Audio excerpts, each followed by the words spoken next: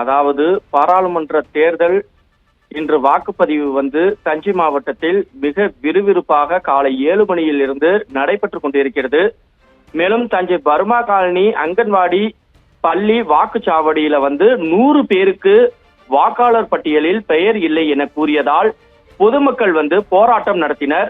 இறந்தவர்கள் பெயர்கள் வாக்காளர் பட்டியலில் இருப்பதாக அப்பகுதி மக்கள் குற்றம் சாட்டி வருகின்றனர். மேலும் தஞ்சை பர்மா காலனி நகர் 8ஆம் தெருவில் அங்கன்வாடி பள்ளியில் அமைந்துள்ள வாக்குச்சாவடி வளாகம் எண் 143, 145 ஆகிய இரண்டிலும் பொதுமக்கள் வரிசையில் நின்று வாக்களிக்க சென்று உள்ளார்கள். அப்போது உங்கள் பெயர் வாக்காளர் பட்டியலில் இல்லை என கூறியதால் அதிர்ச்சி அடைந்தனர். இதேபோல் இந்த வாக்குச்சாவடியில் மட்டும் 100 பேருக்கு வாக்காளர் பட்டியலில் பெயர் இல்லை என கூறப்படுகிறது. மேலும் இறந்தவர்கள் பெயர் பட்டியலில் இருப்பதாக கூறப்படுகிறது.